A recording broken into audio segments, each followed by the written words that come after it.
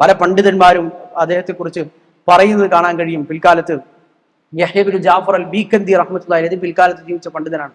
അദ്ദേഹം ഇമാം ബുഖാരിയെ കുറിച്ച് പറയുമ്പോൾ അദ്ദേഹം പറയുന്നത്, ലൗ ഖദിർതു അൻ അസീദ മിൻ ഉംരി ഫീ ഉംരി മുഹമ്മദ് ഇബ്നു ഇസ്മാഈൽ ലഫഅൽതു.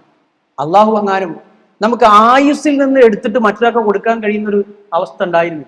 എന്റെ വയസ്സ് കുറച്ചനെ നീ എനിക്കൊരു 60 വയസ്സൊരു ആയുസ് തന്നു, അതിൽ നിന്ന് കുറച്ച് വർഷം വേറെ കൊടുക്കാൻ അങ്ങനെ ഒരു വകുപ്പുണ്ടായിരുന്നെങ്കിൽ ഞാൻ എന്റെ ആയുസ്സിൽ നിന്ന് കുറച്ച് മുഹമ്മദ് ഇബ്നു ഇസ്മാഈലിന് ഞാൻ കൊടുക്കുമായിരുന്നു. എന്റെ ആയുസ്സിൽ നിന്ന് എടുത്ത് അദ്ദേഹത്തിന്റെ ആയുസ് നീട്ടിക്കൊടുക്കാൻ വേണ്ടി ഞാൻ പ്രാർത്ഥിക്കുമായിരുന്നു. ഞാൻ മരിച്ചാൽ ഒരു മനുഷ്യൻ മരിച്ചു എന്നതേ ഉള്ളൂ. പക്ഷേ മുഹമ്മദ് ബിൻ ഇസ്മായിൽ മരിച്ചാൽ ഒരു സാധാരണ ഒരു മനുഷ്യൻ മരിച്ച ഒരു എഫക്റ്റ് അല്ല, അതിനൊരു ആഘാതമല്ല മുസ്ലിം സമൂഹത്തുണ്ടാകും. ഇസ്ലാമിക ലോകത്തെ ഗണ്യമായ സിംഹഭാഗമുള്ള ഒരു അറിവാണ് ആ ഒരൊറ്റ മനുഷ്യനിലൂടെ നഷ്ടപ്പെടുന്നത് എന്ന് വരെ പണ്ഡിതന്മാർ അദ്ദേഹത്തെ കുറിച്ച് സൂചിപ്പിച്ചു.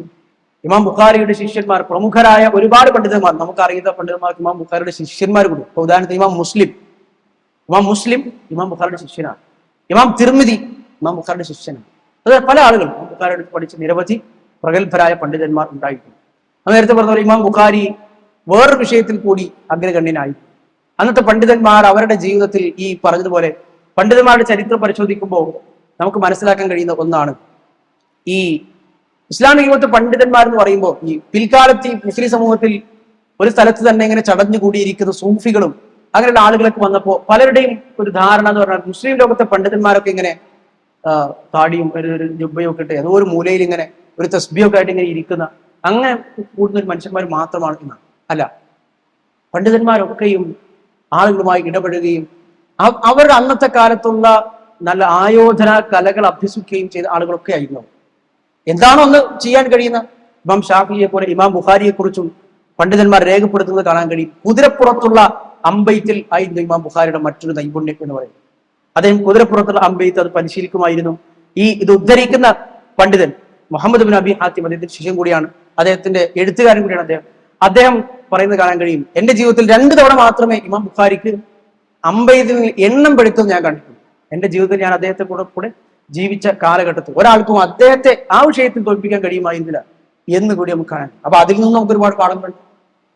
ഇസ്ലാമിക ലോകത്തെ ഒരുപാട് പണ്ഡിതന്മാർ ബൈത്തുൽ മുഖദ്ദസ് കീഴടക്കുമ്പോൾ സലാഹുദ്ദീൻ അയ്യൂബി റഹ്മത്തുള്ളാഹി അലൈഹിയുടെ സൈന്യത്തിന്റെ ഏറ്റവും മുൻപത്തെ വിഭാഗത്തിൽ, ഏറ്റവും ഫ്രണ്ടിയർ വിഭാഗം എന്നൊക്കെ നമ്മൾ പറയുന്നു ഓരോ സൈന്യത്തിൽ, അതിൽ ഏറ്റവും മുൻനിരത്തെ വിഭാഗം ഉണ്ടായിരുന്ന 42-കാരനായ ഒരു മനുഷ്യനുണ്ടായിരുന്നു.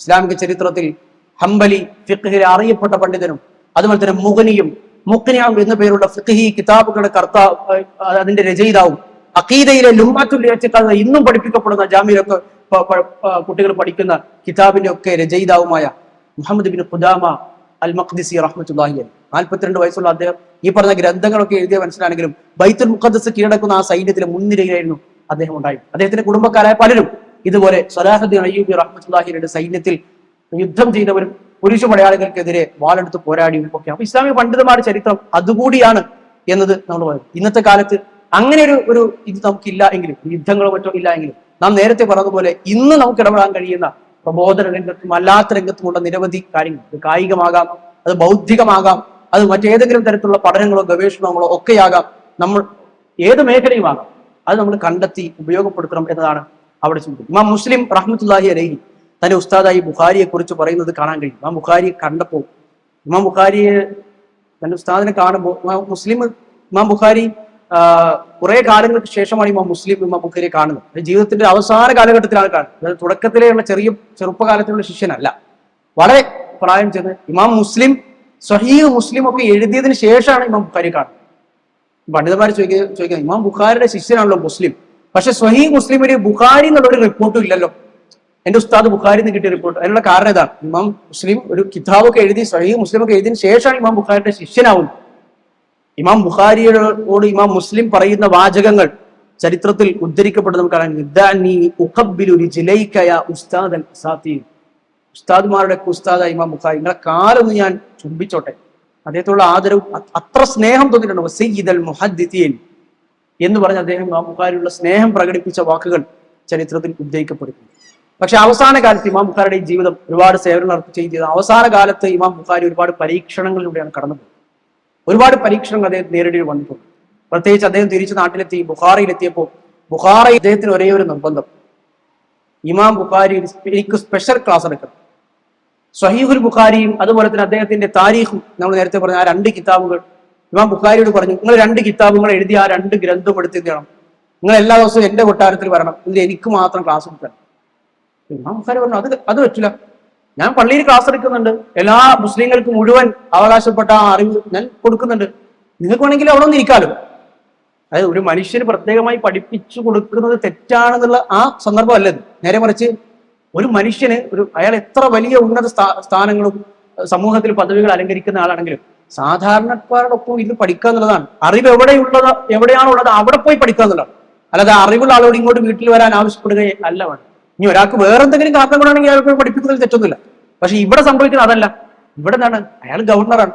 അപ്പൊ അയാൾക്ക് ഒരു സാധാരണ ആളുകൾക്കിടയിൽ അയാളുടെ വില കുറയും. അപ്പോൾ പള്ളിയിൽ വന്നിരുന്ന് എല്ലാവരോടൊപ്പം ഇരുന്ന് പഠിക്കാൻ കഴിയില്ല, അത് വില കുറച്ചിലാണ്. അപ്പൊ അയാൾക്ക് സ്പെഷ്യൽ ആയിട്ട് അയാളുടെ വീട്ടിൽ വന്നു. ഇമാം ബുഖാരി പറഞ്ഞു, അത് പറ്റില്ല, ഞാൻ എല്ലാവർക്കുമായി ഇത് പഠിപ്പിച്ചു കൊടുക്കുന്നുണ്ട്, ഞാൻ ആർക്കും പഠിപ്പിച്ചു കൊടുക്കാതിരിക്കുക, എല്ലാവർക്കും ഞാൻ പള്ളിയിൽ എന്റെ ക്ലാസ് ഉണ്ട്, ഇതൊക്കെ ഞാൻ പഠിപ്പിച്ചു കൊടുക്കുകയാണ്.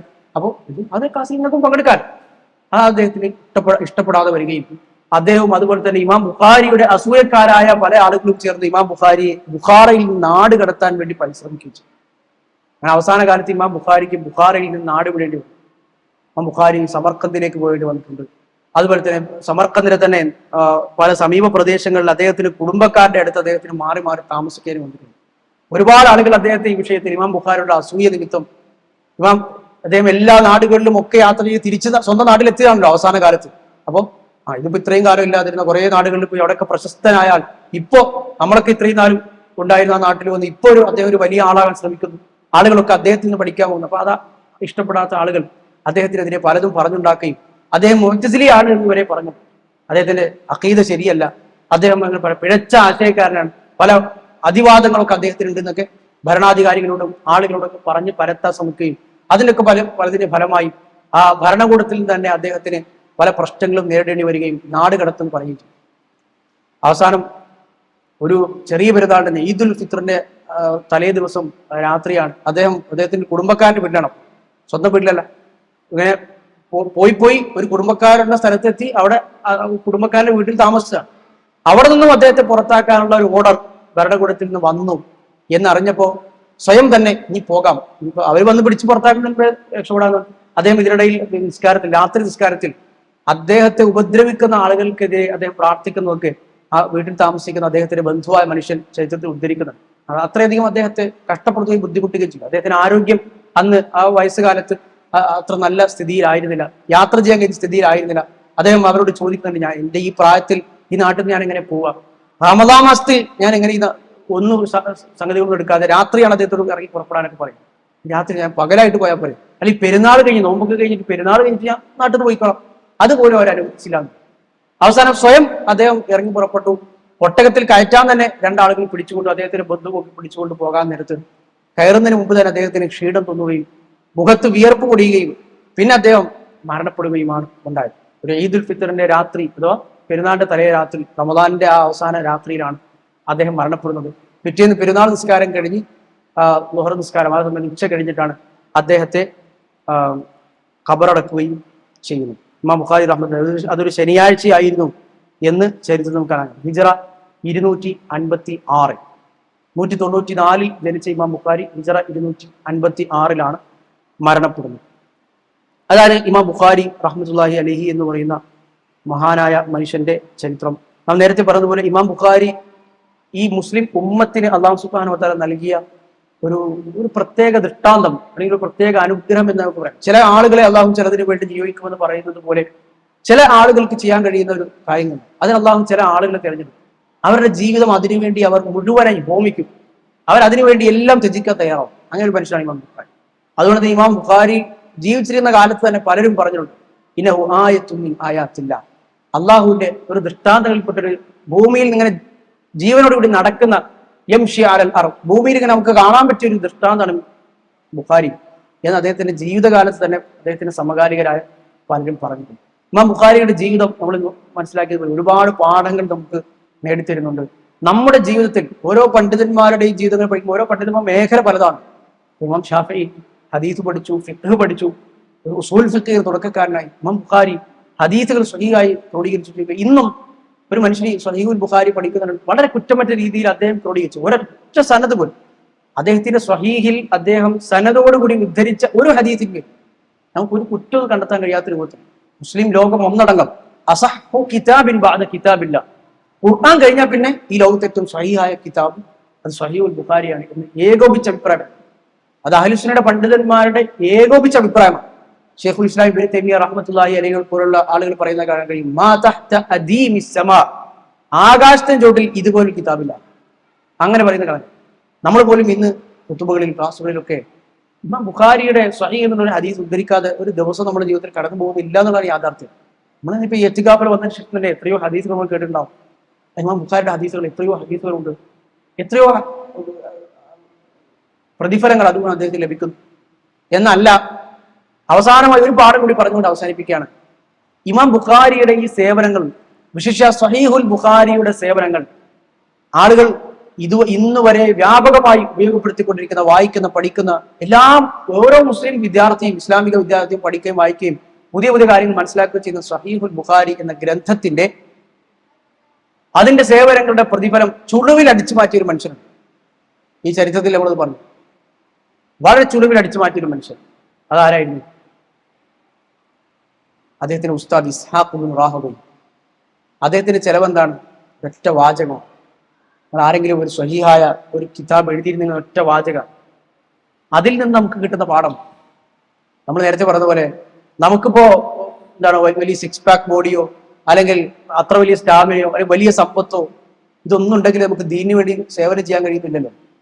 ഇസ്ഹാഖ് ഇബ്നു റാഹബി റഹ്മത്തുള്ളാഹി വലിയ പണ്ഡിതൻ, അദ്ദേഹത്തിന്റെ നിരവധി സേവനങ്ങൾ ഒന്നാണിത്. എന്താണ് അദ്ദേഹം ചെയ്തത്? ഒരൊറ്റ വാക്കാണ്. നമ്മുടെ ജീവിതത്തിൽ ഒരു വാക്ക് കൊണ്ട് നമുക്ക് ഒരുപക്ഷെ കാലാകാലങ്ങൾ, നൂറ്റാണ്ടുകൾ, ഒരുപക്ഷെ ലോകാവസാനം വരെ നിലനിൽക്കുന്ന നന്മയുടെ തുടക്കക്കാരനാകാൻ കഴിയും. നമ്മുടെ നിയ്യത്ത് ശരിയാണെങ്കിൽ, ഇന്നലെ ഖവായിദുൽ ഫിഖ്ഹിന്റെ ക്ലാസ്സിൽ പറഞ്ഞു, ഓരോ കാര്യം നമ്മുടെ നിയ്യത്ത് ശരിയാണ് എങ്കിൽ വളരെ അല്ലാഹുവിന്റെ ആ പ്രതിഫലങ്ങൾ നമ്മുടെ ഇഖ്ലാസിനനുസരിച്ച് നേടിയെടുക്കാൻ നമുക്ക് തുടക്കക്കാരാകാൻ കഴിയും. നമുക്ക് ഒരു നമ്മുടെ പ്രദേശത്ത് ഒരുപാട് അറിവുകൾ നേടാൻ നമുക്ക് ഭാഗ്യം ലഭിച്ചിട്ടില്ല എങ്കിൽ നല്ല ബുദ്ധികൂർമ്മതയുള്ള, നല്ല ശേഷിയും ക്ഷേമുഷിയുമുള്ള വിദ്യാർത്ഥികളെ കാണുമ്പോൾ ഒരു വാചകം കൊണ്ട് അവനെ വേണമെങ്കിൽ എന്ത് ചെയ്യാൻ കഴിയും? അറിവിന്റെ മേഖലയിലേക്ക് തിരിച്ചുവിടാൻ കഴിയും. നമുക്ക് നല്ല ഒരു അത്യാവശ്യം അറിവും കാര്യത്തിൽ ഒരു മനുഷ്യൻ നമ്മുടെ നാട്ടിലുണ്ട് എങ്കിൽ അയാളെ ഏതെങ്കിലും വൈജ്ഞാനികമായ ഒരു കാര്യത്തിൽ നമുക്ക് പ്രേരിപ്പിക്കാൻ കഴിയും. നമ്മുടെ നാട്ടിൽ ഒരുപാട് സംരംഭങ്ങൾക്ക് തുടക്കം കുറിക്കാൻ കഴിയും. ചിലപ്പോൾ 1 രൂപ കൊണ്ട് തുടക്കം കുറിച്ചതായിരിക്കും വലിയ സംരംഭങ്ങളെ പിന്നെ മാറാം. ഇസ്ഹാഖ് റാഹബി റഹ്മത്തുള്ളാഹി അലൈഹി ചെലവഴിച്ചത് ഒറ്റ വാക്കാണ്. ആരെങ്കിലും സ്വഹീഹായത് മാത്രം ഒന്ന് ക്രോഡീകരിച്ചിട്ടുണ്ടെങ്കിൽ അതിൽ നിന്ന് പിറന്നത് സ്വഹീഹുൽ ബുഖാരി എന്ന വിശ്വവിഖ്യാത ഗ്രന്ഥമാണ്. ഇന്നും മനുഷ്യർ ഉപയോഗപ്പെടുത്തിക്കൊണ്ടിരിക്കുന്ന ഗ്രന്ഥം. അപ്പോ ദീനിന് സേവനം ചെയ്യാൻ എന്തൊക്കെയോ വലിയ യോഗ്യതകളും ബിരുദങ്ങളും വലിയ ശേഷിയും ഒന്നും വേണമെന്നുള്ളത് തെറ്റായ നമ്മുടെ മൂഢധാരണയാണ്. ദീനിന് സേവനം ചെയ്യാൻ നമ്മൾ ആഗ്രഹിക്കുന്നുവെങ്കിൽ ഒരു വാക്കുകൊണ്ട് നമുക്ക് കഴിയും, ഒരു നോക്കുകൊണ്ട് നമുക്ക് കഴിയും, ഒരു ചെറിയ പ്രവൃത്തി കൊണ്ടും ചെറിയ പ്രേരണ ഒക്കെ നമുക്ക് കഴിയും. അതിനുള്ള വലിയൊരു ഉദാഹരണം കൂടിയാണ് ഇമാം ബുഖാരിയുടെ ഉസ്താദും സ്വഹീഹുൽ ബുഖാരി എന്ന ഗ്രന്ഥത്തിന്റെ പിറവിയും ഒക്കെ. അല്ലാഹു സുബ്ഹാനഹു വ തആല പണ്ഡിതന്മാരുടെ ജീവിതം മനസ്സിലാക്കാനും അവരുടെ ജീവിതത്തിൽ പാഠങ്ങൾ ഉൾക്കൊള്ളാനും നമ്മുടെ ജീവിതവുമായി അതിനെ തട്ടിച്ചു നോക്കി അവരുടെ ജീവിതത്തിലെ സന്ദർഭങ്ങളുമായി താരതമ്യം ചെയ്തു നോക്കി അള്ളാഹുവിന്റെ അടുക്കൽ എന്തെങ്കിലുമൊക്കെ ശേഷിപ്പുകൾ നമ്മുടേതായി ബാക്കി വെക്കാൻ മുസ്ലിം ഉമ്മത്തിന്, അള്ളാഹുവിന്, പ്രവാചകന്, ഈ ദീനിന് വേണ്ടി എന്തെങ്കിലുമൊക്കെ കാര്യങ്ങൾ ചെയ്യാനും അള്ളാഹു നമുക്ക് എല്ലാവർക്കും തൗഫീഖ് നൽകി അനുഗ്രഹിക്കുമാറാകട്ടെ. നാം ചെയ്യുന്ന സൽക്കർമ്മങ്ങൾ അള്ളാഹു സ്വീകരിക്കുമാറാകട്ടെ. ربنا تقبل منا إنك أنت السميع العليم وتب علينا إنك أنت التواب الرحيم. صلى الله على نبينا محمد وعلى آله وصحبه أجمعين والحمد لله رب العالمين.